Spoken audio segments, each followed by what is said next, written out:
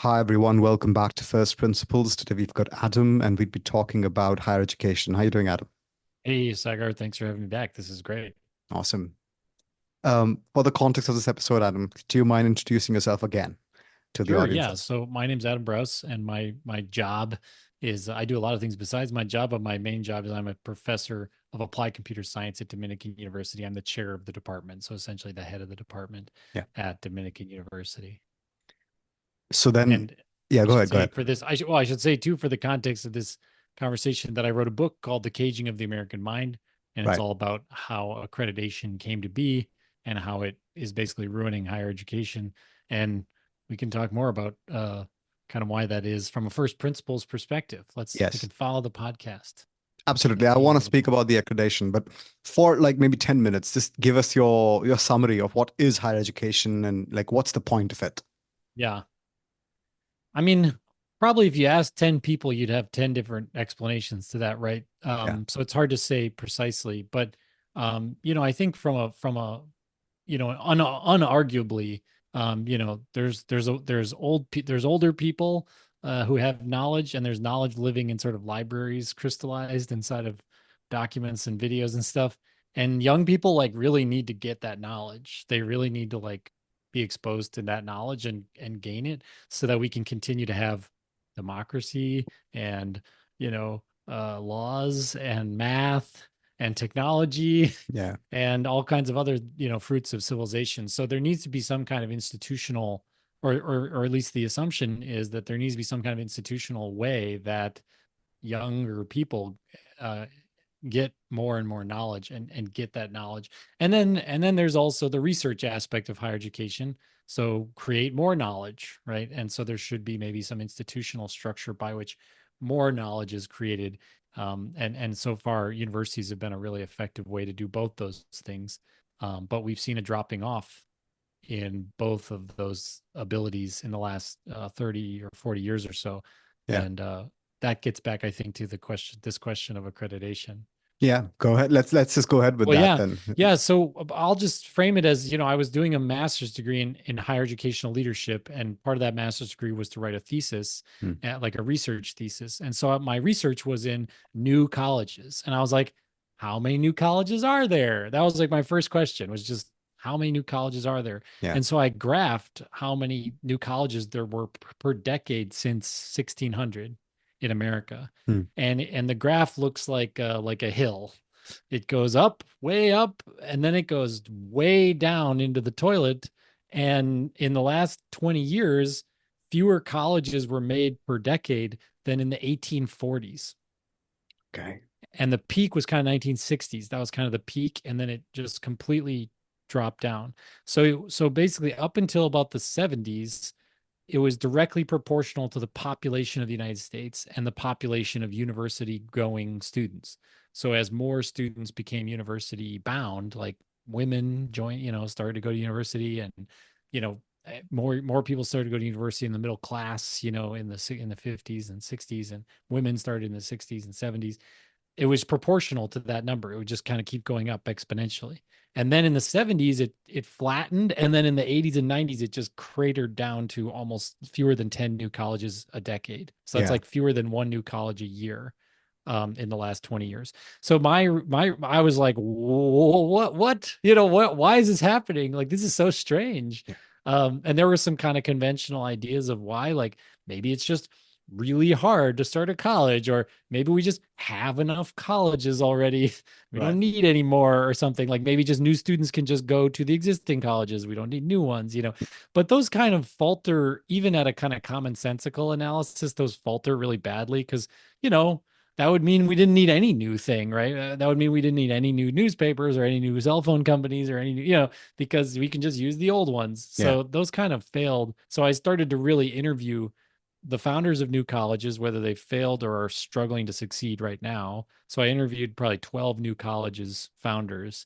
And then I also interviewed accreditors, so people who actually work at the major accreditors, as well as lawyers who help navigate colleges going through licensing and accreditation.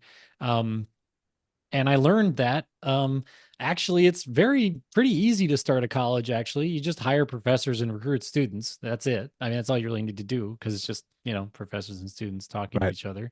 And so that's actually pretty easy. The real problem is actually just accreditation gets in the way. It kind of, you can't know people's intentions, but it seems from its the way it works, it seems to interpose itself in and block new colleges from starting to Hmm. protect the existing legacy colleges. The way like a cartel, like a cartel of drugs is the Yeah. most common one, but there are cartels everywhere, a protected marketplace where new entrants can't enter, and so legacy entrants have regulatory capture to then extract monopolistic profits Yeah. from that environment. And that's what we're seeing in higher ed. And the accreditation system is like the way that happens. It I found is what I found from my research. So cartels in this regard could be a bunch of companies coming together and, price fixing, or for that matter, when you say regulatory capture, it's like if you need like 15 licenses to be, open a salon or something like that, or a Right. union as well. Yes, anything where, for either there are natural monopolies and natural cartels, but there's also like regulatory monopolies and cartels. Right. And then there's also just actual cartels where they just by their own influence and power and maybe manipulation make it so new entrants always fail. Right. And so they can capture the market and extract profits out of it that otherwise would be returned back to the consumers in the form of low prices and great more research and development. From an outsider perspective, and this is speaking about me, US is pretty unique because it has like, I don't know, 4,000 Yep, universities and about colleges. 4,000. Yeah. When in India, if you start a private university, you're not even allowed to call yourself a university to the best of my knowledge, because Yeah. because the Yeah. law will have to deem you to be a university. So it has Yes. to be called deemed Yep. university. So This is the what's the same saying in here? this is the Oh, same in the UK as well. I'm kind of working with a guy who's starting a new university in the UK right now, and I'm right. one of his sort of advisors. And it is in the UK, you can't even call yourself a university. Whereas here Yeah. you can. Yeah. You can say I'm a university. Although you might get in some hot water with your state licensor. So there's licensure and there's accreditation. Right. Those are different. And it's kind of a it's I mean it's mind-numbingly boring to talk about I the would love to difference. talk about it though, But if you yeah, could. we could talk about it. But I mean, maybe the more interesting thing is to talk about Donald Trump's recent Okay. video that he just dropped on Elon Musk. Elon Yeah. Musk shared it, Yeah. and he kind of comes out swinging. And he says, I think the way he said it was, our secret weapon is accreditation, which makes it sound very, kind of ominous and terrible. But we could talk about that a little bit, and that might frame more of kind of current events, but also from a first principles perspective, like, is Donald Trump completely off base, or is he got part of the truth, or does he have the whole truth? Is he really doing a good job here? And we can kind of try to navigate that a little bit if you like. Yeah, so let's start with that, the Donald Trump, development. And then I want to go to the history as well, about like, and just the Okay. mechanics. Yeah. Yeah, yeah, we'll talk a little bit of Donald Trump, and then that'll prime us to go talk about the history. Yeah. Um, so basically, I watched that video a few times because it's a big news especially for me and a lot of people I talk to and know. That's big news because we're in the alternative and new higher ed space, and we're pretty much shut down by this cartel right now. Like, we're all just told no. Our doors get slammed in our faces all the time. Right. I've started a new college, and which partly succeeded, but was really kind of undercut by this cartel. And then I'd like to start another university that also is basically we tried to start, and then it was completely undercut Hmm. by the cartel of accreditation. So I'm living this as well, but I've also interviewed a dozen other people, and I know probably another 20 or 30 people who all would like to start new colleges but can't. And because of this. So let's talk about what Donald Trump is saying, though, and break it down for people, because I think what a lot of people, especially people who don't like Donald Trump politically, what they hear him say is, we're going after DEI, we're going after wokeism, we're going after affirmative action, we're going after Title IX. I think is in a lot of Yeah. people, if they know about the space, they're thinking about Title IX. Yeah. And we're going to weaponize the Department of Education to push these political agendas against wokeism and DIism. That's one half of what he's talking about. Hmm. And I think that is I think that whole side of it, first of all, personally, I just don't think any of that is either necessary or even ethical to pursue. I think it's fine for people to experiment with different forms of sort of social affirmative action, that's fine. But I think the key thing to realize there is that Donald Trump isn't going to be able to do any of that. Hmm. Like the federal government can't tell a geography professor if that they have to teach like they can't teach about Marxism. Right. Like, that's crazy. That's just freedom of speech. First Hmm. Amendment rights allows that professor to teach that way, right? Uh, and so the idea that Trump would actually legally be able to weaponize these departments to do that is very, I think it's extremely unlikely. Hmm. Um, I don't think he's going to be able to do that. So I'm against that, and I don't think it's actually going to happen. Not because I necessarily like love like woke stuff, but because I see it as a free speech thing. Like Yeah. if you want to run a private college and you want to operate it however, like I think you should still get federal funds because it's good to have a diversity of educational offerings. Right.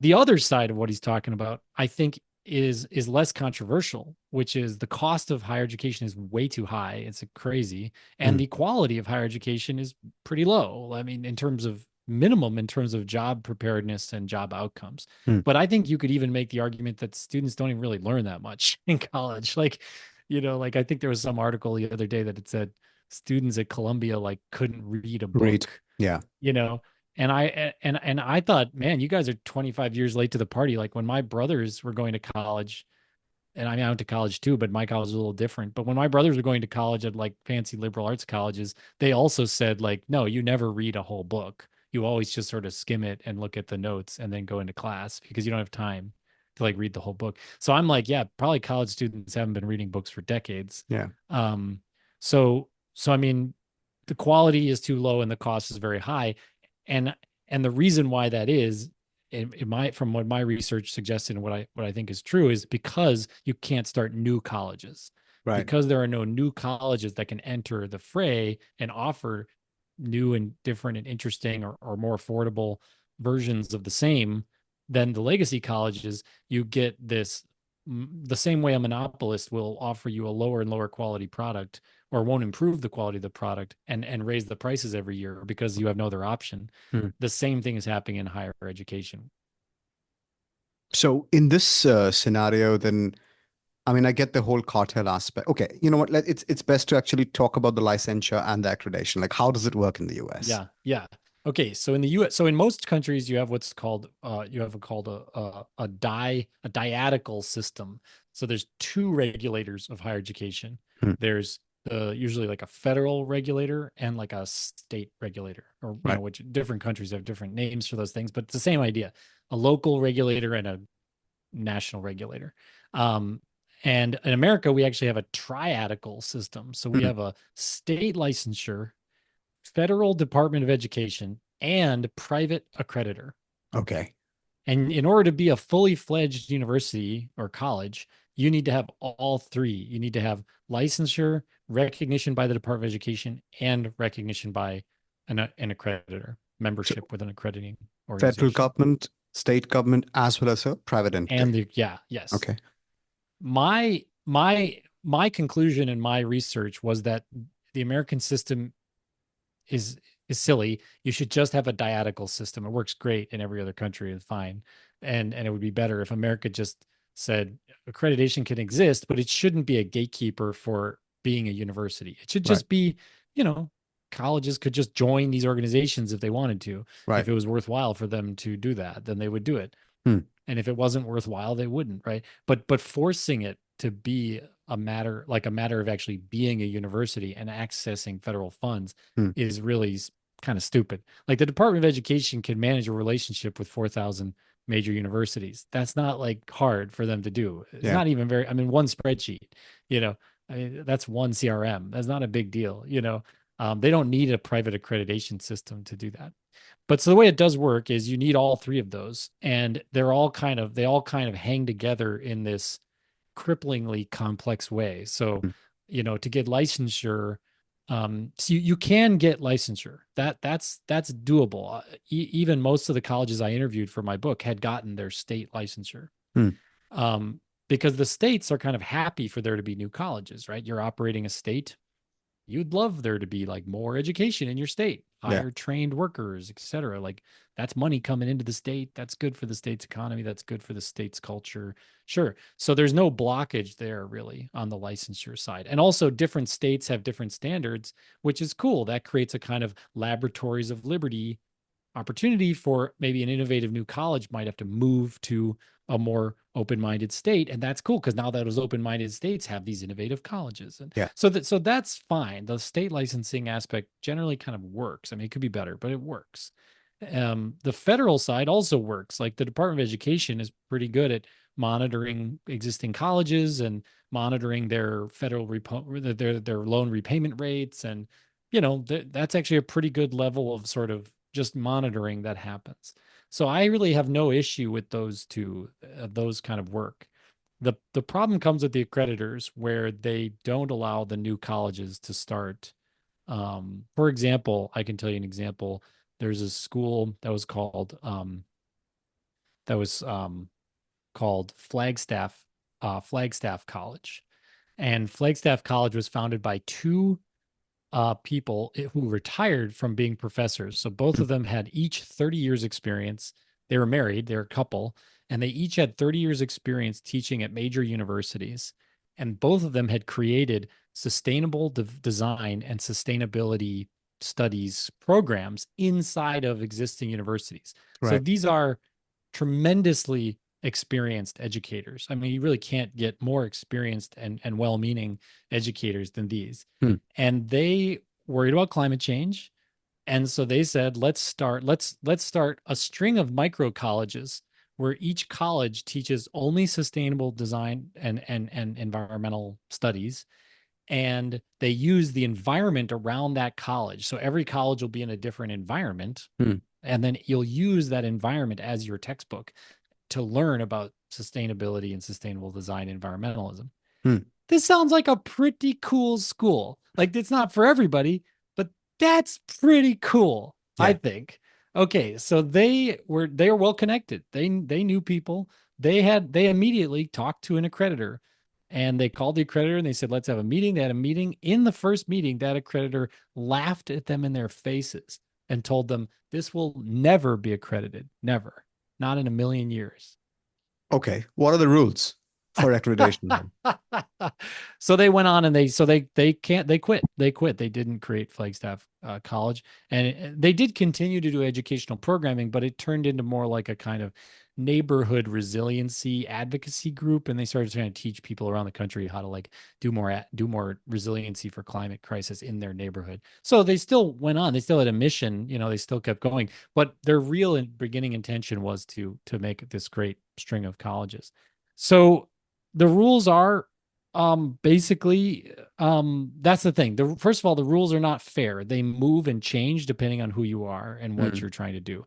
So if you're doing something that threatens the baseline regular colleges, like if you're saying I want to start a university, it offers biology degrees, English degrees, history degrees to 18-year-olds and up, you will find that the rules are impossible for you to achieve. If you say I'm starting an acupuncture college where all you can do is degree in acupuncture, you can probably get accredited. All right. You can probably like the rules will change to accommodate a non-threatening college from existing. Right. So I'll just say that up front that the rules aren't really fair. They're not the same. And there's plenty of evidence in my book about that. I talk about one school who got accredited. That's called and they were only for adult learners to finish their degrees. That's all Right. they were for. So that Hmm. essentially doesn't threaten the main, this main cartel. Yeah. So they allowed that school to be accredited, even though their library was just the local public library in their city. Okay. Another school, they refused accreditation. And one of the reasons was their library was only their public library in their city. And so you see the rules kind of change depending on if a school is going to threaten the cartel or not. Right. And so what Donald Trump is suggesting, which is I put 5 possible solutions in my book, 5 different chapters explain. And one of those chapters is basically what Donald Trump is suggesting, which is to add new accreditors. Hmm. And if you add new accreditors, then those accreditors are probably going to be more open-minded and Right. less cartel owned by the cartel. And so they'll let new colleges in the gate, and now there'll be new colleges. So that's one potential solution, and that's what Donald Trump is basically suggesting. And I think that's I don't know how to say this without sounding hyperbolic, but I honestly think that could, like, I don't know, save civilization. Like, I think it's very important at this junction in history to make it so that people can start new colleges. And if it's Donald Trump who does that, you know, it's kind of like a good message coming from a bad messenger, maybe. But that would be a good thing, I think, for the country and for the world. Okay. I do have like a few comments on this. So I I agree with, your thought about having new colleges, but that's mostly from a perspective of like classical liberalism, because you in a free society you do what you want. So I don't know why we have so many gatekeepers. But you said threat to civilization. So can you expand on that? As you said, Yeah, have I mean, bullet points. if you don't have education, if education doesn't work, Yeah. then you really threaten everything. You threaten technology, you threaten democracy, you threaten, markets, market Right. behavior, freedom of property, freedom of speech. All these things come under fire if you don't have young people not being indoctrinated to this or that doctrine. That's not what I'm talking about. Hmm. And actually, I think it's almost impossible to do that in Hmm. this day and age. But what you can do is you can reduce the amount of education people get in total. Right. And that, I think, is really bad for civilization as a whole. And So, and and like the baseline education, when you're talking about scholarship, I'd say that's very akin to liberal studies, not just like liberal arts or whatever, sciences, arts, biology, all of those things, as well as technical schools, polytechnics, and trade sure. schools and all Yeah. that. Sure. A S- thousand flowers blooming. Let's just have, Yeah. yeah, open the fire hose. Yeah. I don't care so much about those distinctions because I just think more of everything. But then these distinctions come in because if you want to open a school, which is, let's say, a classic liberal arts school, and then the rules are going to change for you. So is there no requirement for accreditors to have like an objective set of rules, or is it like just a private party they can It's do a it? private party. So They it's can all just do whatever whimsical. they want. Hmm. Yeah, I mean, Okay. they do things that are sort of legacy traditional things. So the whole conversation around this is about what's called inputs and outputs. Hmm. Should you measure the inputs? Should you measure the outputs? Historically, traditionally, it's been measure the inputs. Do you have professors? Do you have a building? Do you have libraries? Do you have laboratories? Do you have courses? Do you have, objectives that you've written down and mission statements? And do your finances okay? These are all inputs. Hmm. And that's generally what still is looked at. Yeah. There's been recently some discussion of outputs, measure placement rates, loan repayment rates, um, you know, competency based assessments of what people actually learned. These are measuring outputs. That turns out to be much more difficult to do and Right. practically pretty difficult to do. And so it's kind of DOA right now. It's not really moving forward. People are pretty much just reverting back to measuring inputs. But the thing though is I think people get too caught up in like the intellectual challenge of how do we measure the quality of education instead of thinking about the actual Experimentation. practical question of how do we build an institutional environment where great schools thrive? Right. And the answer is allow new schools to start. Because if new schools can start, first of all, the new schools, a bunch of them are going to be doing really interesting cutting edge things. A bunch of them are going to be like weird, stupid schools, but that's fine. That Hmm. doesn't matter. People are not going to go to those as much. They're going to go to the really good new schools, right? And then the really good new schools are going to threaten the old legacy schools so that those other old legacy schools have to get up off their laurels that Right. they've been sitting on for 40 years and actually make new programs, improve their operating expenses, reduce their administrative budgets, run a lean, mean school that delivers excellent education to people. And we won't get that until new colleges come in and do that. The government can't regulate that into existence. Obama try. I mean, honestly, if you in my book, I just explained the history. It's not like this is the first time the federal government has tried to get universities to get off their laurels. Right. This has been going on since the 80s, and not just Republican presidents. Every single Republican or Democratic president has done something to try to push these universities to get up off their laurels and be more engaged and responsive to students and to the economy. Hmm. And they just refuse at every single turn. They've refused. Obama shut down one of the accreditors, and It was a major thing, right? And that was Obama. I mean, everyone's going to focus on how this is like Trump and that he's terrible. But the reality is he's doing exactly the same as every single president since Reagan. They've come in and they said the universities are non-responsive. We got to do something. Oh, Biden pushed community colleges like Obama did too. Each president did things. Clinton put into place a complete alternative route to accreditation called the sprees, which Hmm. no one talks about, but then it got destroyed by lobbying from the accreditors. So at every single phase, we've been trying to do this, and in some ways, this is a question of whether it'll succeed, not a question of whether it's good or bad. Like it's definitely hit the side that's not the woke DEI stuff, which I think is definitely a mixed bag and maybe even not a good thing because it's a Hmm. limitation on freedom of speech. Definitely the other side, the cost, quality, and free access, free entry question is a continuation of a debate going back 40 years already. I have a few rapid fire questions that might seem a little like non sequiturs, just my understanding. So Sure, if let's you don't do it. mind. All Let's right. do it So rapid. rapid fire. Okay. State universities or like government universities, do they also go through the same issue, or is it just for private non-profit universities? So they get accreditation and licensing and and government recognition. An example of this they can get through this faster, Right. just because of the way they're set up. They're put in place by an act of Congress or an act of state government. Hmm. So there's more alignment, and the accreditors can't really stand in the way, or it would give the game away, right? It would like be obvious, if right. So this happened in Florida. A lot of people moved to Florida. Hmm. Population of Florida got really big because of air conditioning in the 60s, 70s, 80s, 90s. Yeah. And so they needed to build universities in Florida. So all these new public universities were created. They all got accreditation. Right. So those are some of those 10 colleges that were made in the decades. So it was like University of Florida or whatever. Right. Um, but but um, but that's a little different. The same thing with Western Governors University. So Western Governors University is a new university, but it was created by 19 Western state governors, and they put it in by law to be Yeah. a thing. The accreditors didn't block that because again, it would give the game away. It would like be obvious that they were just a cartel if Right. they didn't let that new player come in. So the real thing is that it's just not letting normal people start colleges. Okay. And is there any meaningful difference in this regard with regard to non-profit versus for-profit colleges? So there isn't a difference except for-profit colleges have a lot more money Hmm. to try to still get accredited, to kind of get in.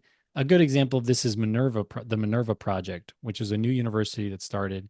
And in a way, they raised $25 million before they even started doing anything. Hmm. And with that money, they were able to use they kind of made their way in and kind of got their place at the table in the cartel. Right. So they basically spent a ton of money and used a ton of prestige and everything to get their seat at the table, but they didn't open up the gate behind them so that like normal people could start colleges. They just Right. kind of paid to get into the party basically. And that's I mean it's good. I'm in favor of any new college, but what we really need is freedom where like people like a professor from the University of Illinois Champaign-Urbana and a professor from whatever the University of New Hampshire can like be like, man, the way we're teaching math is not good. Let's start a new college called the da da da College of Math and Physics, Right. and let's just start doing that. That is not allowed. That's what's not allowed.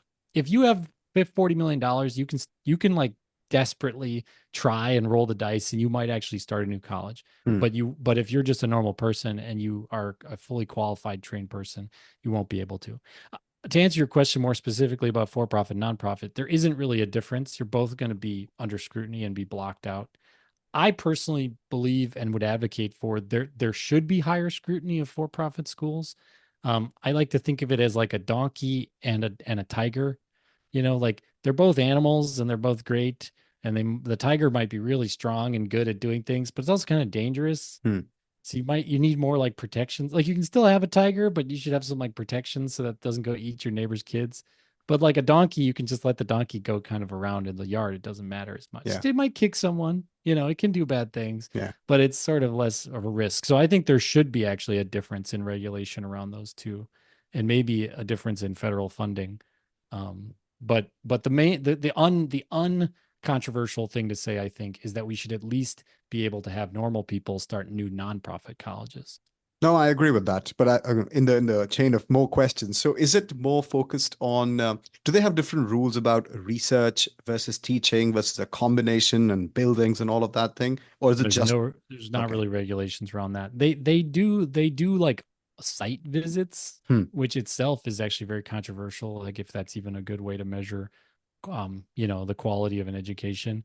But if they show up and there's like mold and it's illegal for you to be there and the fire escapes are all broken and stuff, they'd probably, take off points or whatever. But there aren't strict rules about that.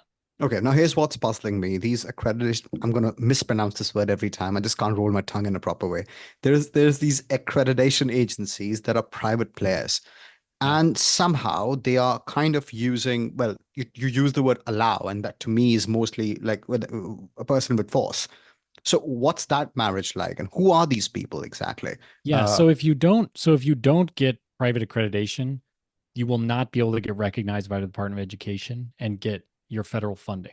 So okay, the federal government has made these private accreditors as gatekeepers to federal funds. right, This is what I think would be the more correct and actually better solution is if instead of saying we're going to allow new accreditors to start, honestly, Donald Trump or Kamala Harris, it doesn't matter who's president.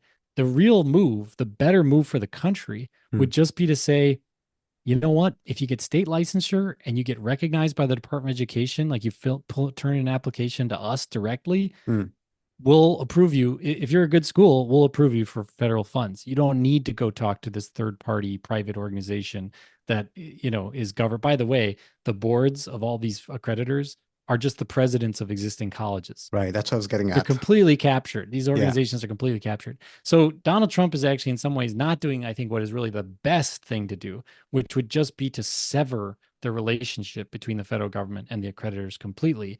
And to the audience members who might think I'm like being some kind of like libertarian or something, I'm not. I'm still saying state licensure and federal recognition from the Department of Education. That's still regulation. hmm, You can't just start some, we're going to start the Nazi Academy of America in America. No, you could block, whatever or whatever for whatever reason you could block something that was fraudulent or that was, bad in some extremely obvious way. Or I don't know, the creationist hmm. Academy of Science, antiviral Institute of Science or something, I don't know. You could block things or whatever. Regulators could block bad things. But but all I'm saying is that those private accreditors, it really makes no sense to have them being a gatekeeper.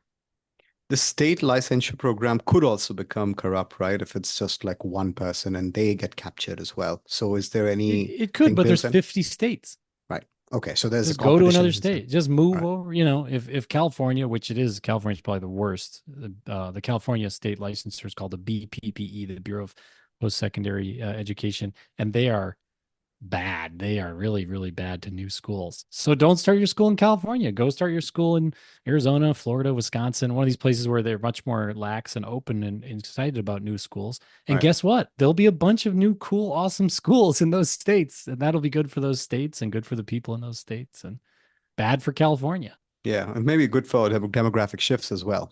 The kind Sure. of, yeah. All Sure. right. So I also heard, I mean, I don't follow it very closely, but Trump wanted to get rid of Department of Education, allegedly. Is that something that you like, that proposal? I mean, I think so this is where I think this is where I disagree with a lot of people, but I think it's because they don't know as much as I do. As an expert, I think I have a different view than what the kind of common man has. So I think a lot of people say, man, higher education must be expensive because what changed? Well, all this money came into it from the federal government. So it must be that the schools are just raising their prices to soak up the money from the government. And to some extent, that is true. They Yeah. are doing that, but it's actually not a causal relationship. Right. The causal relationship is actually what people don't know, which I tell about in my book, which is that during that same time period, the accreditors blocked the ability to start a new college. Hmm. That's what actually made it possible for the existing schools to push up their prices to soak up that money. Right. So if you reintroduce competition, the cost of of an education is going to drop by 4x, 4x overnight. I mean, the most expensive tuition of the colleges that I interviewed that are these new colleges, and this one's a nonprofit. They're all nonprofits. The one I includes in the book. It's called the New U University in Washington D.C. It's an in-person college campus in Washington D.C. inside the city, and they have I don't know a couple dozen students already in their first cohort that started last year. Hmm. They were the most expensive private college that I talked to. Their tuition is $15,000 a year, Hmm. and they do 3-year bachelor's degrees. Right. Okay. So Yeah. that Like, means the whole education is less than 1 year of the average private college tuition in the country. And yeah. it's about the same price as an out of state public school. So the cost of education will plummet into the basement without any change of federal funding Right. if you just allow new entry by new colleges into the party. So I don't think we need to get rid of the Department of Education. Every major government in the world has a Department of Education, and they do education better and cheaper than we do generally. Germany, Korea, Japan, Finland, they all do education better generally. Now, they don't necessarily do research better than we do, but that's because we do a brain drain on all their best people come here. If they're, but in terms of just institutionally.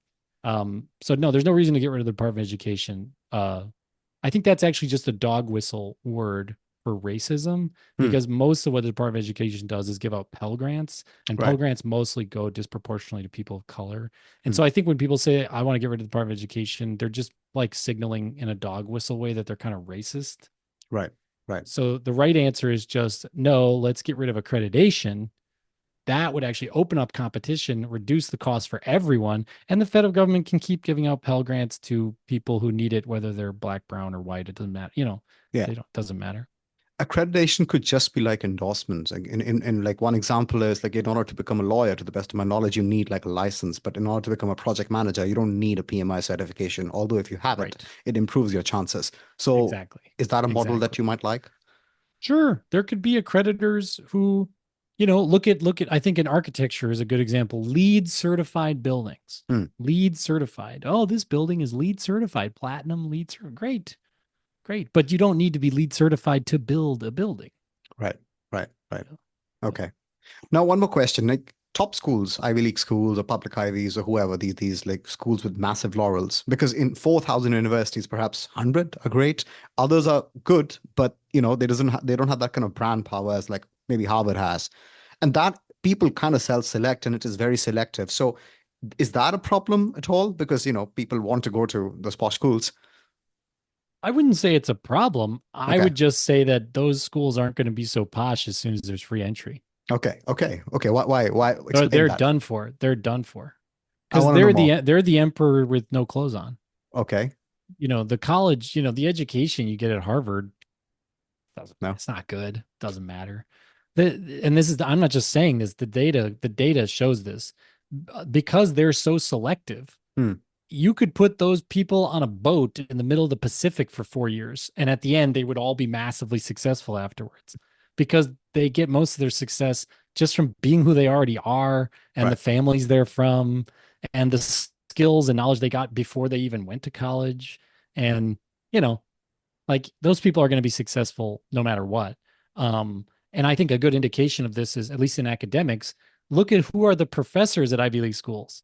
Right. It's not graduates from Ivy League schools. It's Hmm. graduates from state schools. Right. Right. Generally, the professors are like University of Wisconsin, University of Seattle, University of Ohio, and then they go and get a job at Harvard as their whatever major professor.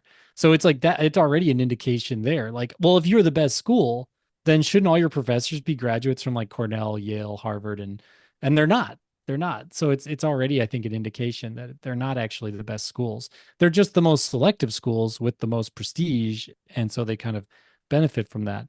But if there was new entry schools, like I could build a school. Actually, the university that I'd like to start, I think, would compete with these elite schools, because my school is called Elton University, like Hmm. Elton John. It's not named after Elton John, but Elton, like the word Elton John, and it's called Elton University, and it's based entirely on one-on-one tutoring, Right. Like Oxford. like Oxford. And Yeah. so if you're really, really smart, you're probably not like your colleagues. You Hmm. probably are different from everyone else, which means why would you want to crowd you into a class with even 12 students? Like even a small class Right. makes no sense. You should be meeting one-on-one with a really, really smart, educated professor. And that's what Elton College does. So just or Elton University, which is what I would like to start, but I can't because you're not allowed to because you can't start new universities, in this weird country. So yeah, I think even the elite schools would be really they'd be hard pressed. They'd have to start really innovating and really doing better things than just, oh, we're the fanciest school or something. They Yeah. would have to really do something new. About the status jockeying, though, I mean, elite schools, at least, initially, they would have an aspect of, let's say, a finishing school aspect for the, aristocracy, and not like in a Hmm. formal sense because US doesn't have Yeah. it, but, kind of. And also the big boys, the all boys club, and now the whole girls club as well. So is that Mhm. some that they could still maintain that, but they have to keep up with the luster of other things as Yeah, well. I mean, I'm sure there would still be, schools for dumb rich people. Right? That's what you're describing, right? It's just like expensive schools for dumb rich people. Yeah, but that's what they would be then. Like right Right. now, Harvard is not a school for dumb rich people. Harvard is a school for dumb rich people and really, really smart working Yeah. class Yeah. people. Yeah. Combined.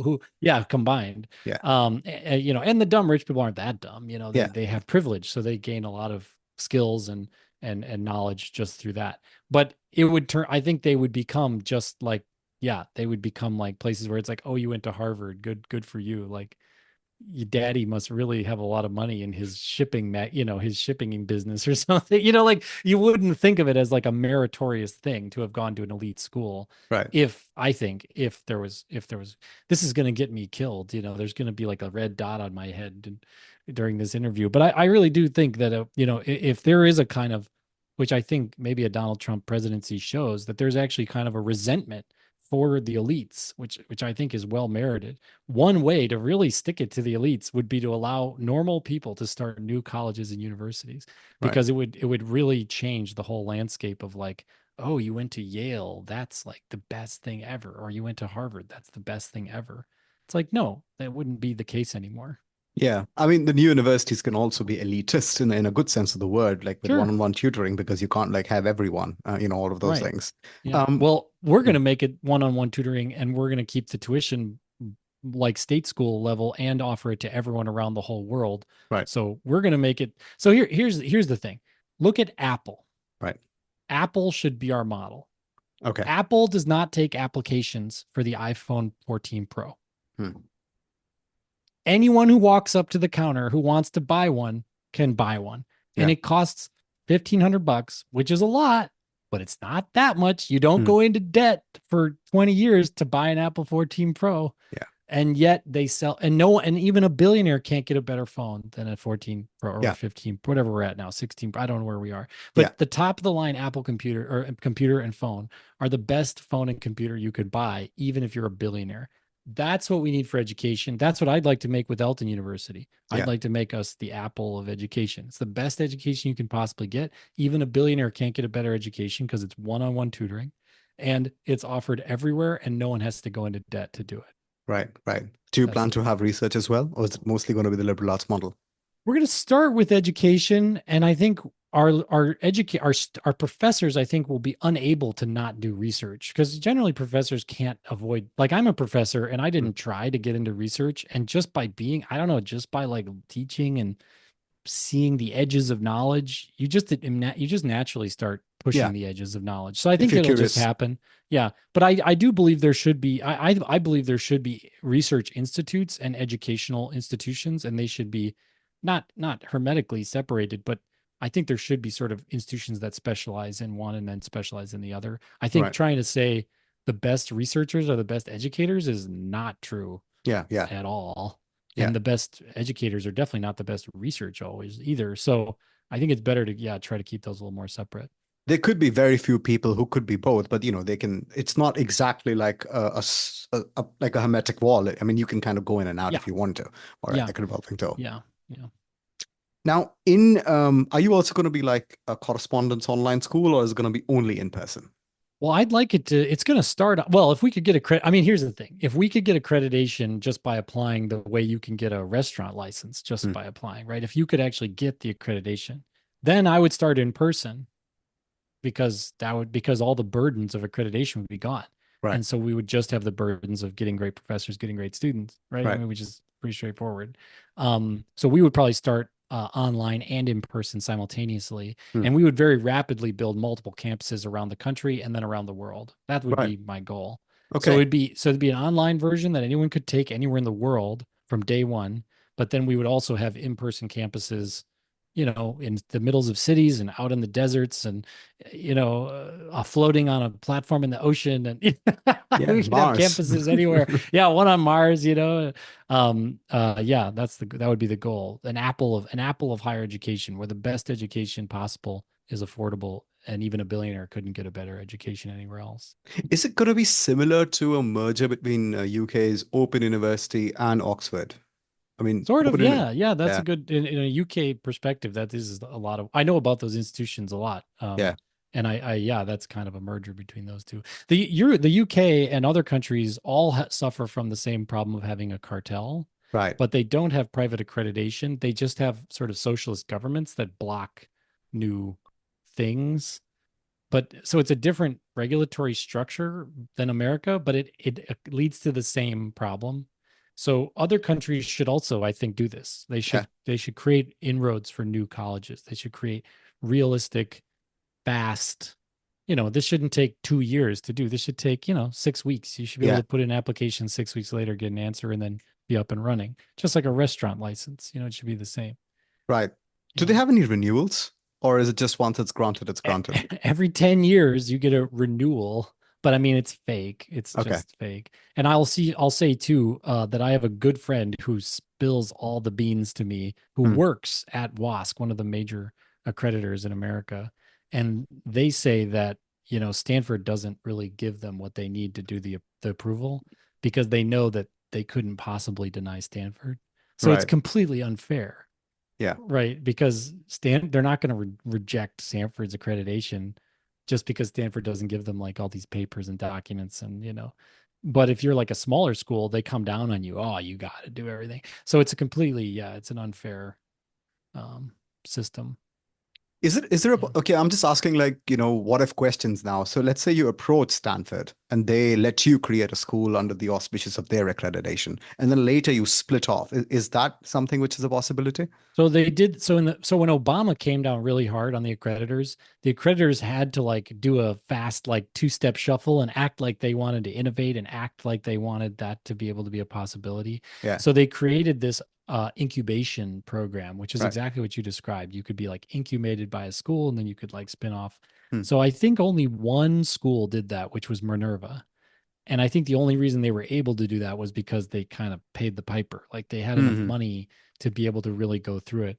I was part of a school called Make School, which we raised, I mean, it was a for profit school, and we Right. raised $35 million to build this new college. And we tried to be incubated, and it didn't work because we were like backstabbed, kind of rat fucked by this system, Right. to be refused our accreditation at the last minute.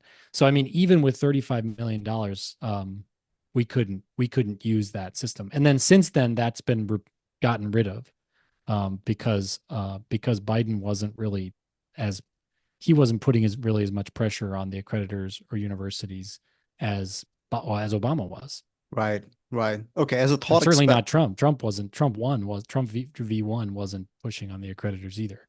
So they kind of got rid of all those ways to do incubation because it was all just lip service anyways. They weren't really intending to have that be kind of a super highway.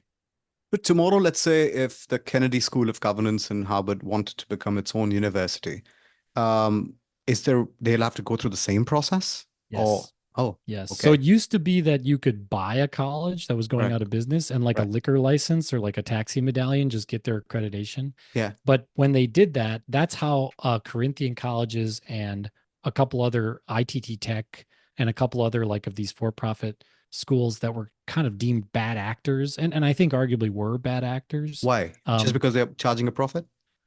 no, because they screwed over school students.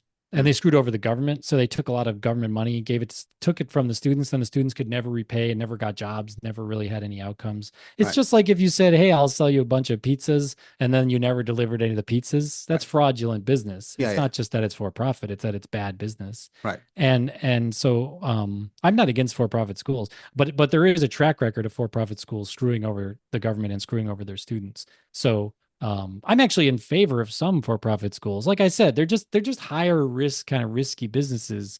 You have to kind of treat them a little differently because they're sort of more they're higher octane, and so you have to kind of treat them differently. But they're good. I'm pals with the founder of University of Phoenix, Jorge, and I. We go and have dinner and stuff and chat and he's taught me a lot about the value of those schools and I've confirmed what he's taught me with actual data and research. Can So you so sh for-profit schools are fine, but back to the ITT Tech and Corinthians, they bought their accreditation by buying a flagging school, Hmm. and because they then were deemed bad actors, the accreditors stopped allowing that. So if you buy a flagging school and then you want to change it, you have to go completely through reaccreditation as if Right. you were like a new school.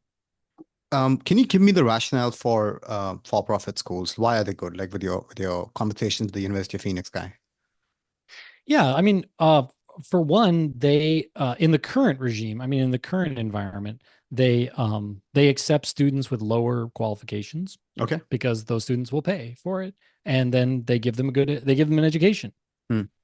And that's good because, say for example, you don't know algebra for whatever reason, and you just can't get into like a traditional liberal arts school Hmm. because they just need you to know like 2x equals 4, x equals 2, like some stupid thing, then are you disqualified from getting more education? No, that's stupid. Like you should Yeah, yeah. just be able to get education no matter how much education you've already gotten. In So I Asia, think that's good. they would disqualify you, but I don't like that culture. So I like the part about limited Yeah. education, all Yeah, that. just Yeah. let everybody in. I would even say that, and this is maybe a little more radical, but I'll just share kind of some radical ideas just to sort of stir the pot a little bit.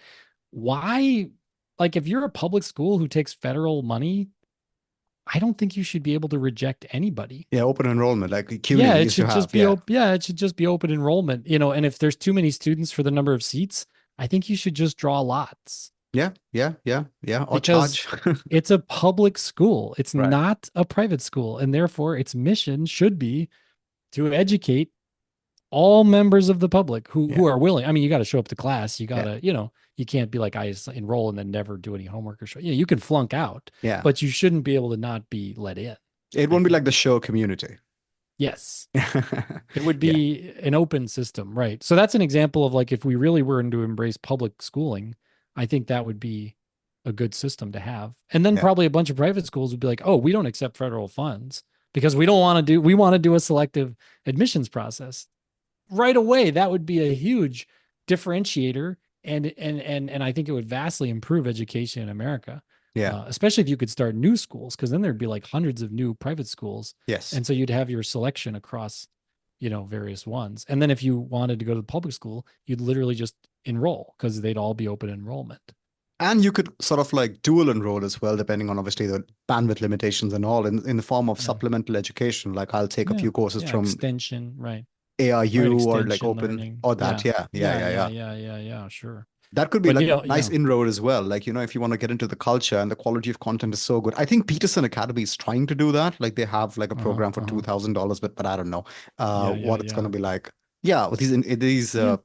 okay, let's say your school gets the state license, right? And you've got the building, you've got the funding secure, whatever you need, right? Yeah. And then the system doesn't change. It's currently what it is. You can still operate as a university. What are going to be the problems here? Like professors are not going to come, students are not So going to come. no federal funding. No federal funding. Okay. So you get no federal funding, which means no discounted loans and no grants, no Pell Grants. Pell Grants are $7,000 a year. So a bunch of money you just don't get. And your poor students will go somewhere else. So you're not Right. going to be able to attract at need students. They're all going to go somewhere they can get a Pell Grant. Right. So you're going to be working for like this kind of missing middle class student who can't get a Pell Grant, but who wants an alternative school. Right. They're going to ask you, "Hey, are you accredited?" And you're going to have to say, "No, we're Hmm. not, but we're a great school in all these ways." Yeah. And they're going to be like, "Sorry, my mom says I can only go." Like they're going to have these barriers to like why they can't go to a non-accredited school. Yeah. There's also just a second class citizen, a needless branding as some kind of second class educational institution, when in reality, you may be 10 times better than the public school down the road, and you may be 100 times better than the community college down the road, Yeah. but you're treated as if you're less than for no reason. So like Right. Elton University is one-on-one tutoring. There is a mountain of data that I can show you that proves that one-on-one tutoring is the best form of instruction you can do. It Right. it makes average students perform like double plus A students. Yeah. Somebody cares for And them. yeah, and yet if I start, which I have a few students, I have a few students who are excited about, they don't care about the degree and they just want to work on this cool new system. Hmm. And you know that nonetheless the Elton is going to be treated like a second class citizen, like a second class educational institution, when by the data it's better than arguably you know any school you can point at. Yeah. Okay. Well, that is definitely not fair. But I'm just wondering that. Okay, you said you gave me one solution from your book. What are the other four? But I mean, of course, people should read your book, Yeah. but just yeah. So no, yeah, I can tell you. Yeah. So one is we reform the accreditors. That'll never happen. They've been trying to stop. People have been trying to reform them. Presidents, states, governors have been trying to reform accreditation for 40 years. They can't do it Right. because they're very resistant to reform. So that's not going to happen. That's Hmm. chapter one. That's the first solution. The second solution is make new accreditors. And under a Biden or a Harris, Democratic administration, that's a non-starter because they're very much, are pretty much a non-starter because they're kind of connected to the universities politically, Right. and the universities don't want there to be new universities. But under a Trump presidency or under a DeSantis or something like under a Republican presidency, as much as you might want to hold your nose for a lot of things they talk about, or I do at least, for whatever reason politically, just down to policy.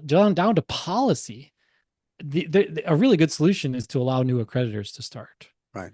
Another solution, which is what I think is the best, is to just sever that. You don't have to abolish the accreditors. They can be there. They can do whatever they want. They're free American people. They can run whatever institutions they want, but remove them as a barrier and a gatekeeper of federal funds. Why are you? It's like if you said, oh, yeah, to get Social Security, you need to first be approved by this private Guy. guy who says who gets Social Security. It's like, what? The government should say who gets Social Security, not some private institution. I don't care how qualified that private person is. It should be a democratically elected or appointed, government official who decides that. So Yeah. that's, I think, would be the best solution. And then other solutions would be like an end run around accreditation. Hmm. So what if like accreditation continued exactly the way it is, but tomorrow, like an AI or a tech company came up, or like LinkedIn came up with this way so that it could track all your learning and represent that to employers. Right. And Right. now who cares if you went to school somewhere? Who cares if you got a degree anywhere? Yeah. The system knows what you know and will recommend you to the employers, and you can get jobs without having had a degree at all, right? So that would be what's called an end run or a kind of workaround around the accreditation system. That's what a lot of like kind of techno optimist kind of crypto / AI people think is probably the solution. I actually don't think that's very likely because people have been trying to do that also for about a decade. Hmm. Mozilla has the famous Mozilla badges program, and Mozilla is not a small thing. I mean, they run the second biggest browser in the world. They're a Yeah. major organization, and they weren't able to get that off the ground. Many crypto people have tried to use Web3 to create Web3 accreditation systems. None of them have succeeded, even barely at all. To Right. some extent, it works with extension learning, like adult learning, Yeah. but it has not in any way made inroads into like 18 to 22-year-old learning.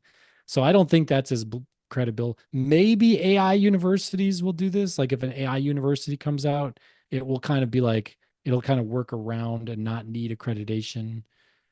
But if an AI university comes out, it'll probably get accreditation from Elon Musk. Shadow President Elon Musk might help it get accreditation. So yeah, that's the fourth solution. And then I think there was a fifth solution. I can't remember what the fifth solution was, but you could also just do nothing and be like what I'm doing, like just start a university and blow off accreditation and Yeah. say, who cares? We're a better school. And people will eventually realize that you are a better school, just by the proof is in the pudding. You'll need a lot of wherewithal for that. Maybe a lot of funding, serious backers. I actually like that idea, like changing facts on the Mm. ground. And then, and by the way, Yep. could you get an accreditation from like a foreign country?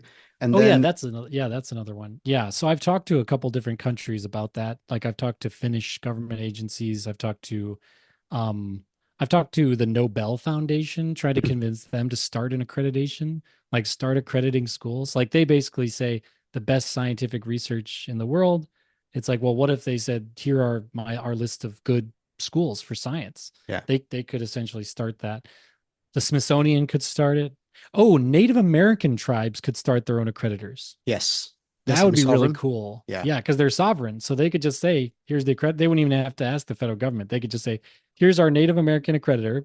The Department of Education would probably immediately recognize it, right? yeah, Because, you know, I don't yeah, want to mess with the Native Americans. Bad. That's definitely a bad news cycle for you if you do that, right? yeah, And then those Native Americans could go around to schools like mine all over the country and all over the world and yeah, say, we'll credit you for $15,000, $25,000 a year fee. yeah. And now if they get a couple hundred, schools doing that, they're making millions for their reservation for their people, for their, and Right. doing a great social service too. So yeah, Native Americans could do it, or um I I think like that even option. a religious organization could do it, because the Yes. Department of Education is not going to reject a religious application Hmm. because of freedom of speech and freedom of religion.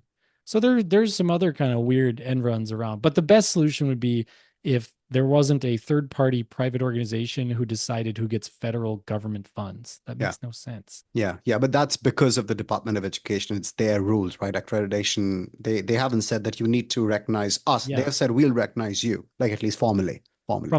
But it's only an accident of history. It's not, it's only an accident of history. This was put into place in 1952.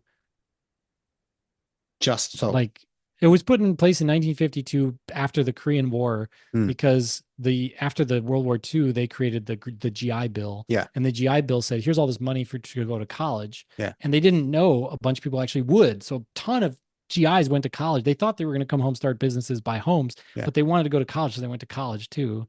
And so a bunch of money went to colleges, and then at that point you could start a new college. Right, So there was all that money, a bunch of new colleges started to right. like educate the GIs. And then there was like so this the history says, oh, then a bunch of fraudulent colleges started. Hmm. But actually I've got the data in my research to show that actually the number of fraudulent colleges that started and that soaked up that GI Bill money was less than the acceptable non-repayment rate of federal fund loans today. Hmm. It was less than 5% of the Right, total money. right. And therefore, it was really just a social panic. It was like a panic. It was like a hysterical Yeah, panic like that was reefer not madness. real. Yes, it was a reefer madness. Oh, there's these fraudulent colleges. No, there aren't. Yeah. The reality is, it's just, you can go to college. It's fine. So in response to this reefer madness, they said, oh, we need to somehow do some kind of means testing. Hmm. Okay, well, there's all these associations. These were, at this point, the accreditors weren't accreditors, they were just Right. associations of colleges, the same way that there are associations of any, Yeah. people join Industry. associations. Yeah. Yeah, they just join, and anyone can join. It's just membership. You show up, you start showing up to the conferences, you're a member, boom, boom, done. Yeah. There's no gatekeeping. They just said, oh, well, you have to be a member of one of these things. Hmm.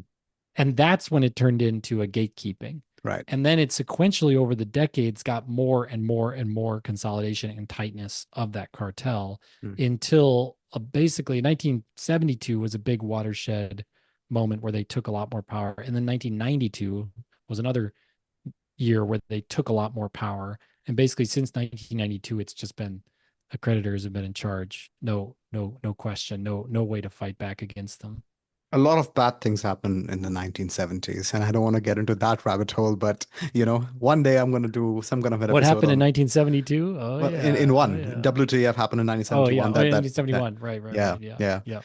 Yep. Can I Bad or stuff. anybody, any private citizen start an accreditation in like, thing, an association, and then be like, hey, we're Yeah. the new kids on the block? Yeah, so you can, and this is something I've entertained, and actually I've been working with people who are starting, some pretty big money people who are starting a new accreditor.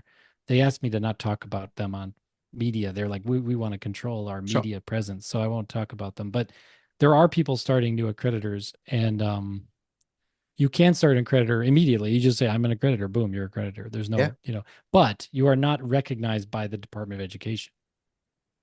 Okay. And that means Okay. you are not a gatekeeper for federal funding. So then they You can can start it and say, sue yeah, them. I mean, that's one way to get their attention. But well, no, because you're just not recognized by them yet. So you why could not? apply to be recognized by them, which if you read the manual that they publish, How to Become a New Accreditor, which I have, is a very boring 50-page document. It says, this takes like 4 years, but there, in reality, like people I know who are trying to start an accreditor, when they met with their actual representative, they said this will take 12 years, which Right. really means this will never happen. Yeah. Right. Yeah. Because that's 3 different administrations, and, Yeah. Yeah. this will never happen. So, accreditation delayed is accreditation denied. Hmm. Yeah. Yeah. Yeah. Yeah.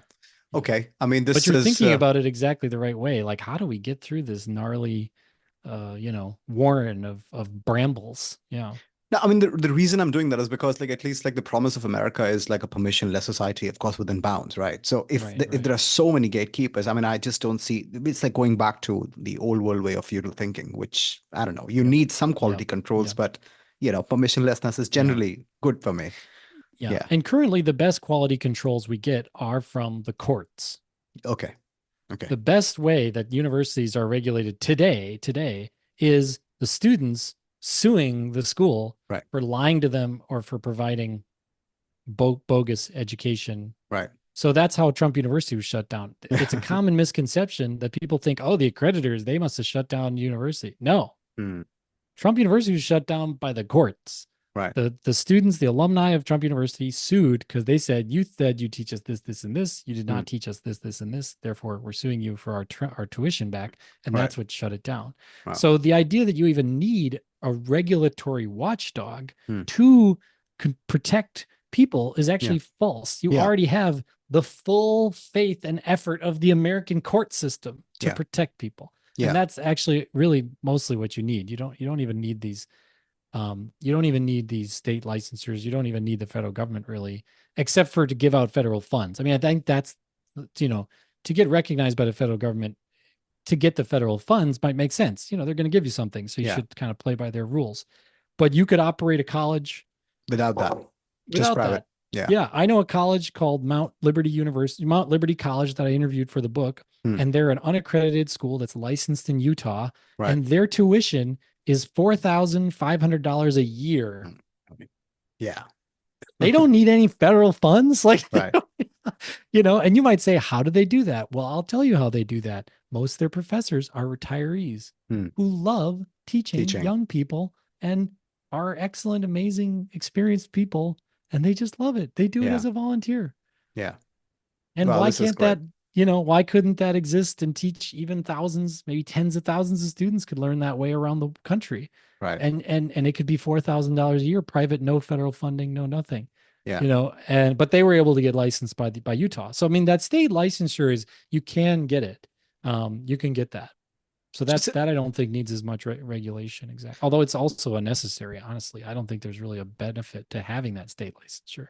They don't block the bad guys. They just whatever, come in. They just let people in who fill out the paperwork.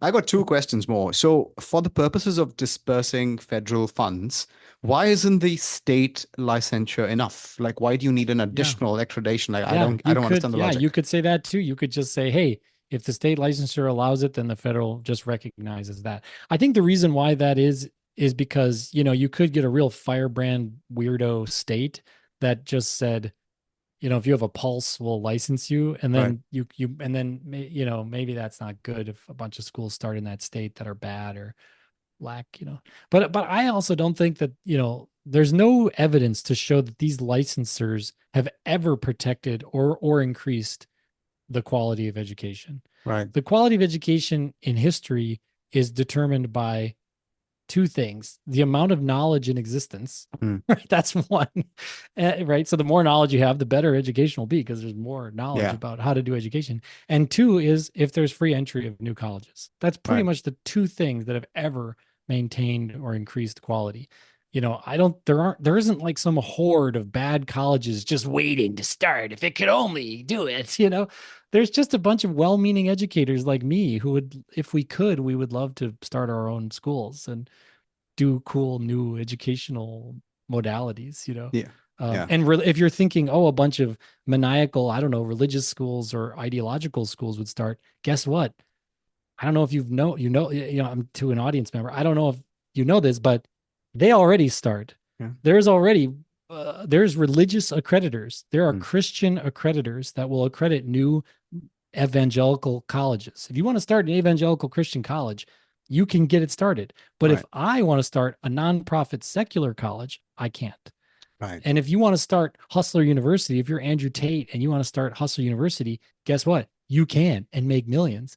But if I want to start Elton University and as a nonprofit and try to help people get educated, I can't. So basically the hustlers and the ideologues and the evangelicals, they don't have a barrier to entry. It's Right. only sort of normal, sort of secular liberal arts and science people who can't, because Yeah. they follow the rules and Yeah. they do, so yeah, it's not a good, we are not in a good system. Well, okay. Well, I Yeah. mean, in your ideal world, would you have any kind of gatekeepers here in order to start universities or no? Because well, you offered like a pragmatic Yeah. solution, but what will your ideal be? Yeah. I think ideally we don't need any of that.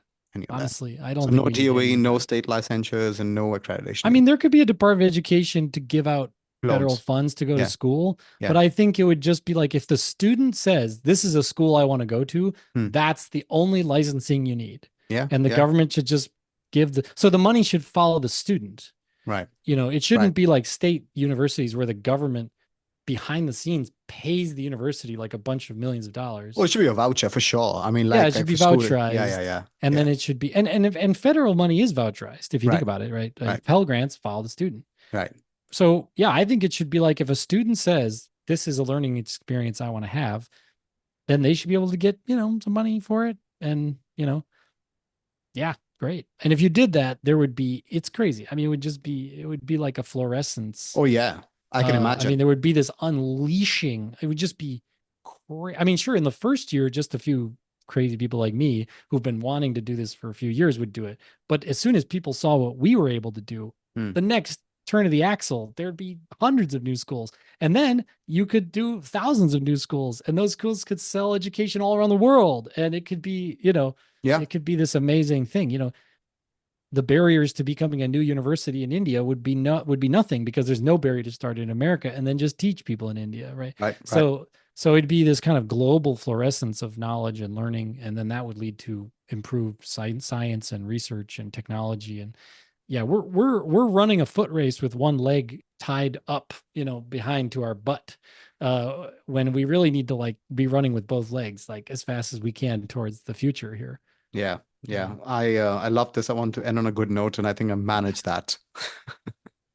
What's the name of your book Yeah. again? We shouldn't be, don't be pessimistic. This is Yeah. something where there isn't big money. There isn't like military, this is something where if the people stand up and say, we want to allow new colleges to start, Hmm. there's like a very thin phalanx of poorly paid bureaucrats between us and that freedom. That's Right. it.